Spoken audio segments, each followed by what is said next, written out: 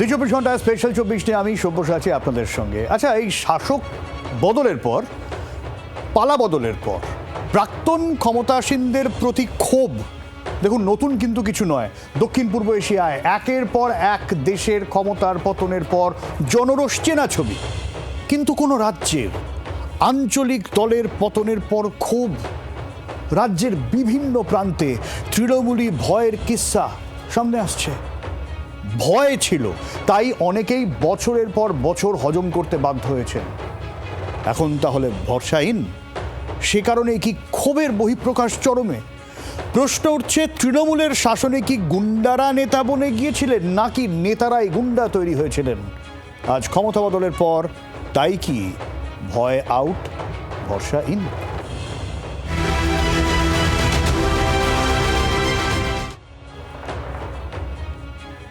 BJP সরকার ভরসার প্রতিশ্রুতি দিয়ে ক্ষমতায় এসেছে, আর সেই সরকারের মুখ্যমন্ত্রীর নির্দেশে একের পর এক ভয় দেখানোর কারিগর তারা পাকড়াও হচ্ছেন। কুলপি থেকে বেহালা বা চুচুড়া, তৃণমূলের আমলে কলার তুলে অপরাধ করে বেড়ানো তৃণমূলী নেতারা গ্রেফতার, আর সেই গ্রেফতারির উল্লাসে ফেটে পড়ছে আমজনতা। চোর চোর স্লোগানে আছড়ে পড়ছে ক্ষোভ।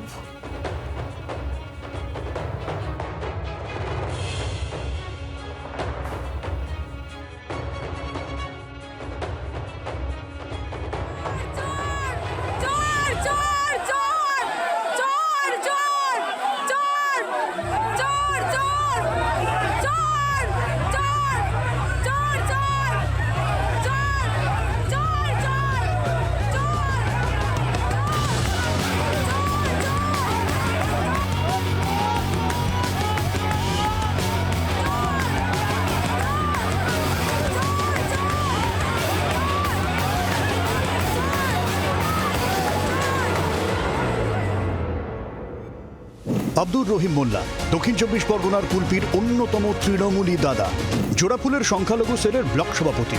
দুর্নীতির গুচ্ছের অভিযোগ, সঙ্গে খুনের অভিযোগ। এদিন কুলপি থানার পুলিশ তাকে গ্রেফতার করে। গ্রেফতারিতে ক্ষোভ আছড়ে পড়ে সাধারণ মানুষের। গাড়িতে করে তাকে নিয়ে যাওয়ার সময় সে গাড়ি থামিয়ে দেয় এলাকাবাসী। চলে চোর চোর স্লোগান।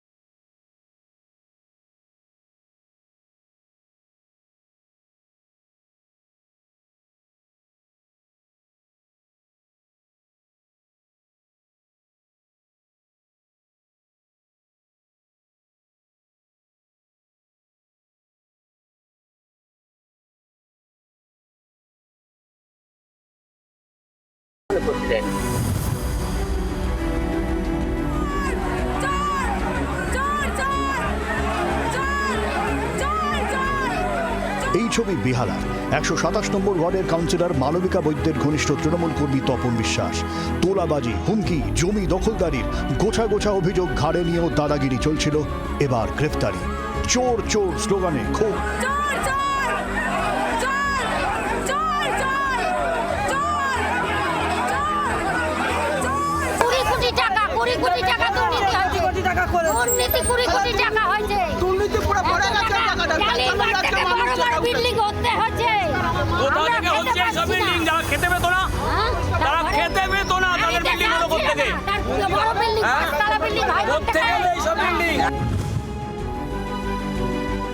জেলায় জেলায় দাদাদের এই গ্রেফতারির কিস্সা জারি।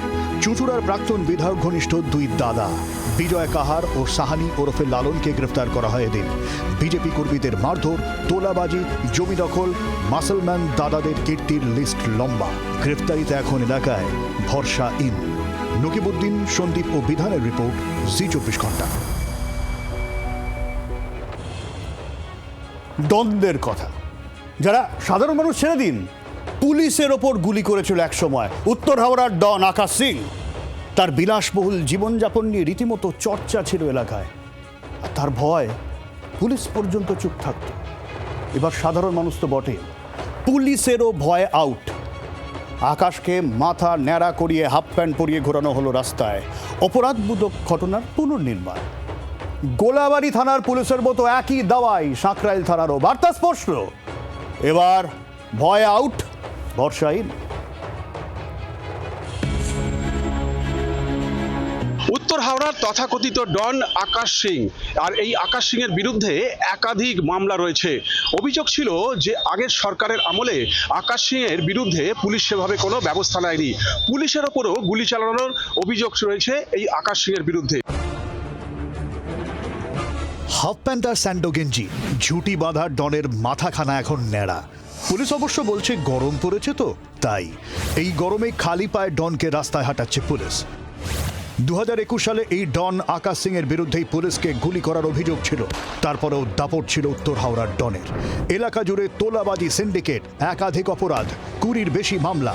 সেই ডন আকাশ বিজেপি শাসনে ভিজে বেড়াল।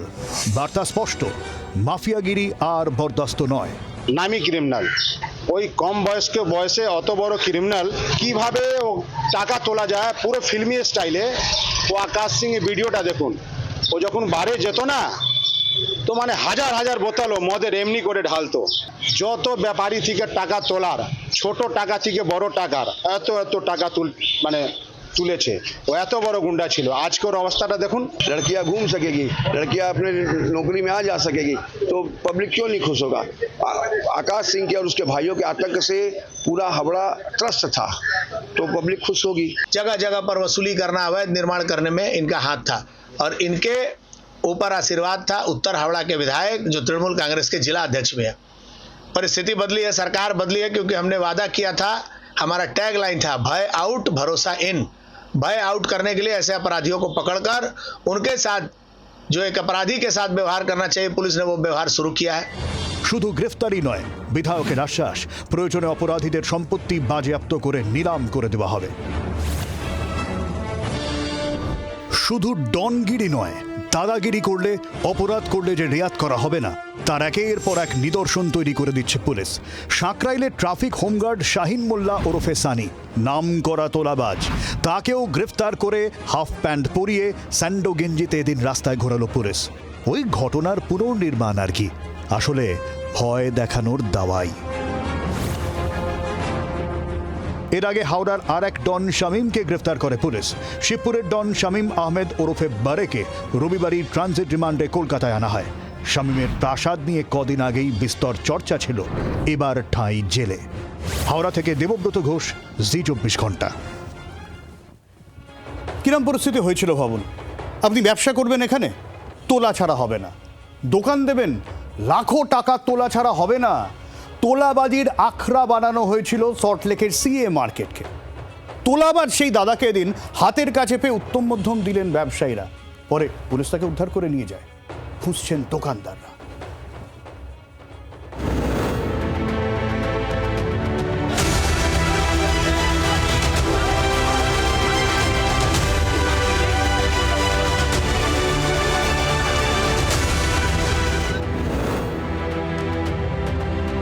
মহাশয়ের নাম চন্দন ভট্টাচার্য।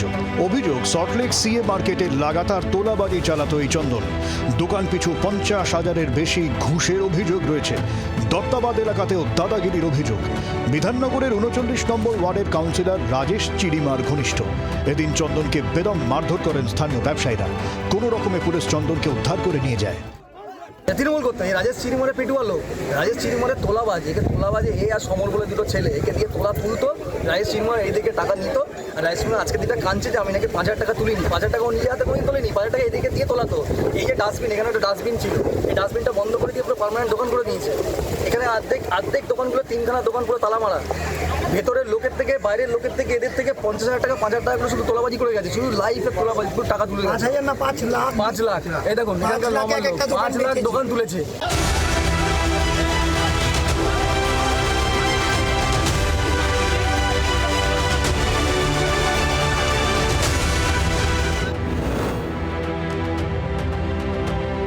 মার খেয়ে ভাঙলেও অবশ্য মচকাতে রাজি নয় অভিযুক্ত চন্দন।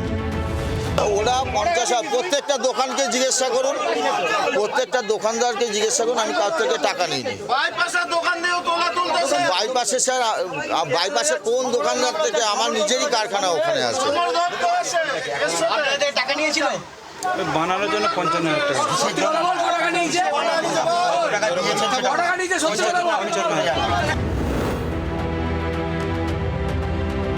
পরিস্থিতি সামলাতে আসতে হয় বিধাননগরের বিধায়ককে। গুচ্ছের অভিযোগ জমা পড়ে বিজেপি বিধায়কের কাছে। তোলাবাজির, এক্সটর্শন, ধমকি, চারিদিকে লোকে চেঁচাচ্ছে। একটু আগে আপনারা এলেন, এখন একটু শান্ত হয়েছে। এর আগের পরিবেশ আরও খারাপ ছিল, লোকে চেঁচাচ্ছে।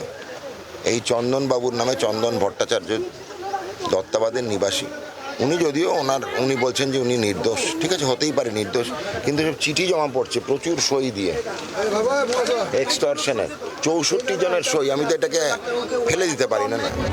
গোটা বিষয়টা নিয়ে আইনি পথেই এগোনো হবে বলে আশ্বাস দিয়েছেন শারদ মুখোপাধ্যায়। তাকে গ্রেফতারির দাবি তুলছেন এলাকাবাসী। সল্টলেক থেকে নান্টু রিপোর্ট, জি 24 ঘন্টা। আসলে মুশকিলটা হলো নেতার গুন্ডাদের মাঝে একটা সীমারেখা থাকে না, সেটা তৃণমূলের আমলে অনেকটা ঝাপসা হয়ে গিয়েছিল, এমনটাই অভিযোগ। ফলে তৃণমূলের দুর্বৃত্তায়নের অভিযোগগুলো ক্ষমতাচ্যুতির পর এখন ক্রমশ চড়া হচ্ছে। এর থেকে জোড়া ফুলের এখনই বেরোনো খুব মুশকিল, এমনটাই মনে করছেন রাজনৈতিক বিশ্লেষক শুভময় মৈত্র। এই সময় তৃণমূল কংগ্রেস যে দুর্বৃত্তদের সঙ্গে একাত্ম হয়ে গেছিল, এই ধরনের একটি ভাষ্য রাজনীতিতে আছে এবং এই ভাষ্য এখন চটজলদি মুছে যাওয়া খুব শক্ত। তৃণমূলের যে সরকার ছিল তার পতনের একটা বড় কারণ কিন্তু রাজনীতিতে দুর্নীতি এবং দুর্বৃত্তায়নের যে অংশটুকু, ফলে সেখান থেকে বেরিয়ে আসা খুব চটজলদি এই মুহূর্তে সম্ভব নয়। কিরকম একের পর এক অভিযোগ আসে দেখুন, যেগুলো এখন একটু একটু করে সলিউশনের পথে। প্রথমে কার্যত জোর করে জমি দখল করা হলো, সেখানে ফ্ল্যাট দেওয়া হবে। যেরকম হয়, প্রমোটাররা আপনার জমি নিল, বলা হলো যে আপনাকে অমুক ফ্ল্যাট দেব, প্রতারণা করা হলো সেই ফ্ল্যাট দেওয়ার নামে। জয় কামদার মনে আছে তো? এই তাদের জুলুমবাজিতে 6টা বছর ধরে ঘর ছাড়া বছর 81 চিকিৎসক প্রবীর মুখোপাধ্যায়। জনতার দরবার মুখ্যমন্ত্রীর, সেখানে বিচার চেয়ে হাজির হলেন ভবানীপুরের অশীতিপর বৃদ্ধ। এনার খবর সামনে আসছে, কিন্তু কলকাতার জেলার আনাচে কানাচে এরকম অসংখ্য অভিযোগ রয়েছে যে প্রমোটার তোলাবাজদের দাদাগিরির অভিযোগে ঘর ছাড়া শয়ে শয়ে মানুষ। আমরা তো শুধু এই বৃদ্ধের খবর দেখাচ্ছি, প্রবীর মুখোপাধ্যায়ের খবর দেখাচ্ছি।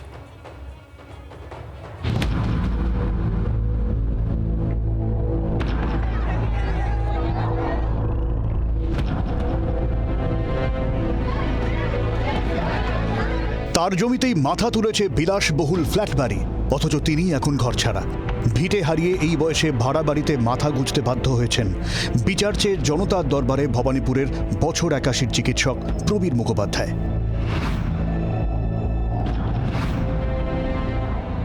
এই অ্যাপার্টমেন্ট যার সামনে এই মুহূর্তে আমি দাঁড়িয়ে আছি, ভবানীপুরের টাউনশেন্ড রোডে একেবারে বিলাসবহুল অ্যাপার্টমেন্ট।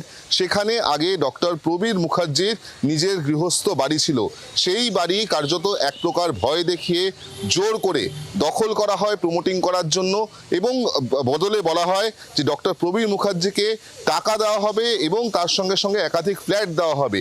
দীর্ঘ 6 বছর হয়ে গেল, এখনো পর্যন্ত কোনো টাকা তাকে দেওয়া হয়নি, কোনো ফ্ল্যাট তাকে দেওয়া হয়নি। উপরন্তু ফ্ল্যাট দেওয়ার জন্য আরো 19 লক্ষ টাকা দাবি করছেন এই জয় কামদার, এমনটাই অভিযোগ করছেন ডক্টর প্রবীর মুখার্জি। এই অভিযোগ নিয়ে সোমবার মুখ্যমন্ত্রী শুভেন্দু অধিকারীর দ্বারস্থ হন অশীতিপর বৃদ্ধ।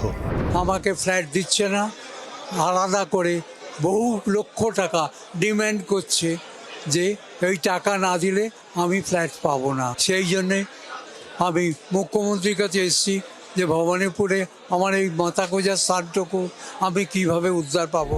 মুখ্যমন্ত্রীর সঙ্গে কথা বলে কিছুটা স্বস্তিতে প্রবীর মুখোপাধ্যায়। বিচার পাবেন বলেও আশাবাদী তিনি।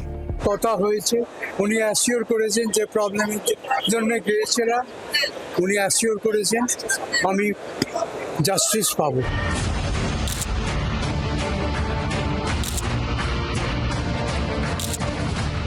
প্রবীর মুখোপাধ্যায় একা নন। অভিযোগ তৃণমূল জমানায় রাজ্য জুড়ে এমন বহু মানুষ প্রতারণার শিকার হয়েছেন। অনেকেই মুখ খুলতে পারেননি, আবার কেউ অভিযোগ জানালেও মেলেনি সমাধান। পালা বদলের পর বিচারের আশায় দিন গুনছেন অসহায় প্রবীর মুখোপাধ্যায়রা। ক্যামেরায় রঞ্জিত ও দেবাশিসের সঙ্গে বিক্রম ও মৌমিতার রিপোর্ট, জি24 ঘন্টা। ভাবুন এখন পরিস্থিতি কোন জায়গায়, যে পার্থ চট্টোপাধ্যায়ের বিরুদ্ধে ভুরি ভুরি দুর্নীতির অভিযোগ, যে পার্থ চট্টোপাধ্যায়ের বান্ধবীর ঘর থেকে কাঁড়ি কাঁড়ি টাকা, সেই পার্থ চট্টোপাধ্যায় এখন তারই প্রাক্তন দলের সমালোচনা করছেন অভিষেক বন্দ্যোপাধ্যায়দের। বলছেন লাল চুল কানে দুল তৃণমূল কংগ্রেস। এবং এইভাবে একের পর এক নেতারা তারাও কিন্তু তাদের দলের সমালোচনা করছেন। আর যে সমস্ত তৃণমূলের নেতারা বাকিরা রয়েছেন, বড় মেজো সেজো যারা পাকড়াও হচ্ছেন, তাদের সাথে মানুষ ঠিক এই রকম আচরণ করছেন। কতটা ক্ষোভ থাকলে, রাগ থাকলে মানুষ এভাবে ধরে পুলিশের সামনে চড়থাপ্পড় মারে বলুন তো? পার্থ চট্টোপাধ্যায়ের একটা এক্সক্লুসিভ বক্তব্য শোনাই, জি24 ঘন্টা কথা বলেছিল তার সঙ্গে। মমতা ব্যানার্জির হার্ডওয়ার্ক নেই, পা ভেঙে 2001-এ ঘুরলো, ম্যান অফ দি ম্যাচ করে টাঙালো অন্য লোক। সেদিন থেকেই তো দিদিমণি জানতেন, নেত্রী জানতেন, এমন তো নয়।